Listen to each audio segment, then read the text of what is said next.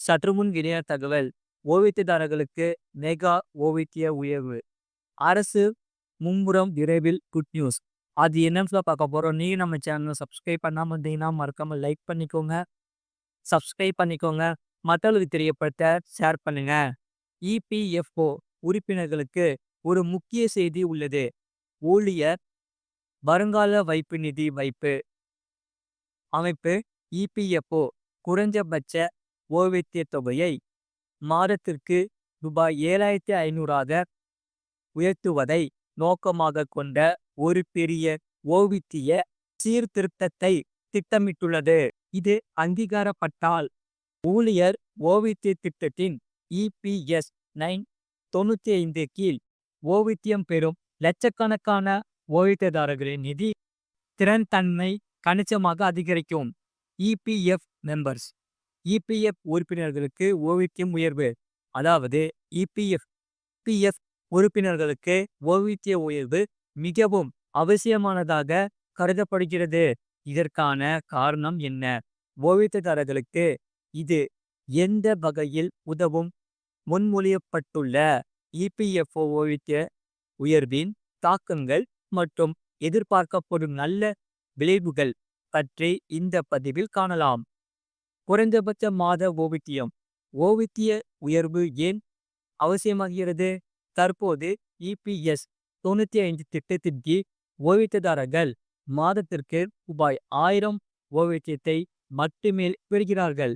இது அடிப்படை வாழ்க்கை செலவுகளை ஈடு செய்ய மிக குறைவான தொகையாகும்.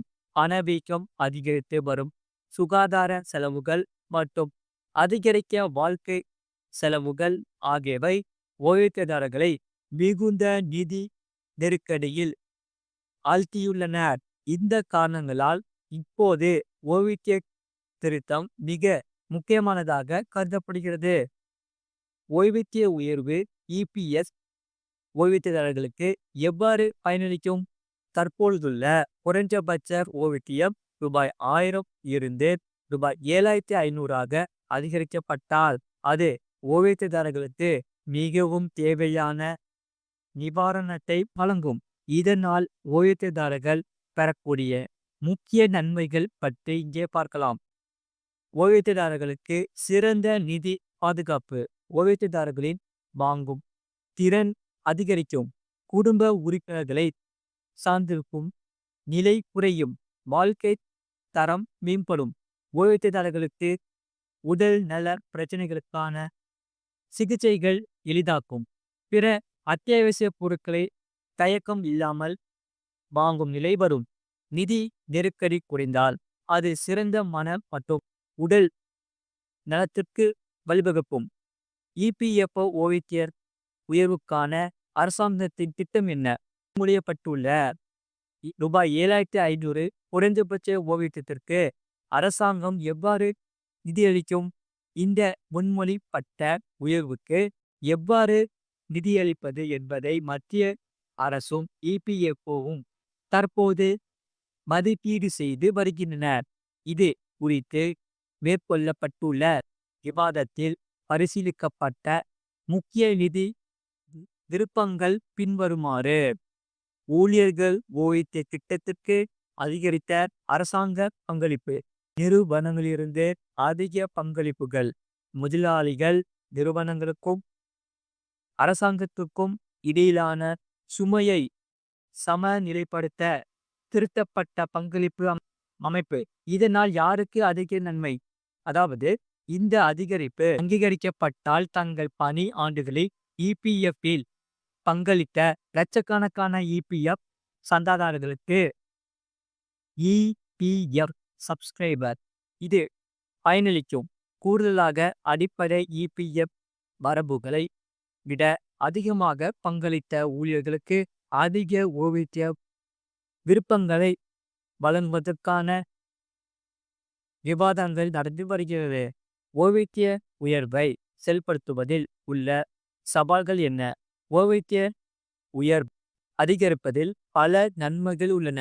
எனினும் குறைந்தபட்ச ஓய்வூதியத்தை ரூபாய் 7,500ஆக அதிகரிப்பதில் பல சவால்களும் உள்ளன. அவற்றில் சில இதோ.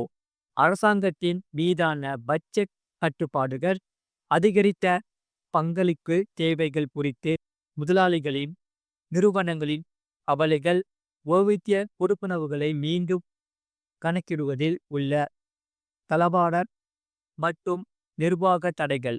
ஓய்வூதிய உயர்வுக்கான முடிவு எப்போது இறுதி செய்யப்படும்? பின்வரும் தரப்புகளுக்கு இடையில் முழுமையான விவாதங்கள் நடத்தப்பட்டு அதன் பிறகு இபிஎஃப்ஓ ஓய்வூதிய உயர்வு குறித்த இறுதி முடிவு எடுக்கப்படும். நிதி அமைச்சகம், தொழிலாளர் அமைச்சகம், இபிஎஃப்ஓ அதிகாரிகள் இந்த முன்மொழிவுக்கு ஒப்புதல் அளிப்பது மாதாந்திர ஓய்வூதிய கொடுப்பனவுகளை கணிசமாக அதிகரிக்கும். இது இந்தியா முழுவதும் உள்ள லட்சக்கணக்கான ஓய்வூதியதாரர்களுக்கு நிதி பாதுகாப்பை மேம்படுத்தும் என்று எதிர்பார்க்கப்படுகிறது. அது மட்டும் இல்லாமல் ரிசர்வ் வங்கியின் புதிய துணை ஆளுநர் யார்? இந்த பூனம் குப்தா. ரிசர்வ் வங்கியின் புதிய துணை ஆளுநராக பூனம் குப்தா நியமிக்கப்பட்டுள்ளார். அவரது பொறுப்புகள் மற்றும் தகுதிகள் குறித்து இங்கே பார்க்கலாம். இந்திய ரிசர்வ் வங்கிகள் பூனம் குப்தாவுக்கு ஒரு பெரிய பொறுப்பு கிடைத்துள்ளது. அவர் தற்போது ரிசர்வ் வங்கியின் துணை ஆளுநராக நியமிக்கப்பட்டுள்ளார். டாக்டர் மைக்கேல் பத்ராவுக்கு பதிலாக பூனம் குப்தா ரிசர்வ் வங்கியின் துணை ஆளுநராக தேர்ந்தெடுக்கப்பட்டுள்ளார். டாக்டர் பத்ரா ஜனவரி 14ஆம் தேதியன்று ஓய்வு பெற்றார். இந்நிலையில் தற்போது பணி நியமனம் பெற்றுள்ள பூனம் குப்தாவின் பதவிக்காலம் 3 ஆண்டுகள் ஆகும். ரிசர்வ் வங்கியில் 4 துணை ஆளுநர்கள் உள்ளனர். அவர்களின் ஒருவர் வணிக வங்கி பின்னணி கொண்டவர், மற்றொருவர் பொருளாதார நிபுணர். பூனம் குப்தா தற்போது ரிசர்வ் வங்கியின் துணை ஆளுநராக நியமிக்கப்பட்டுள்ளனர்.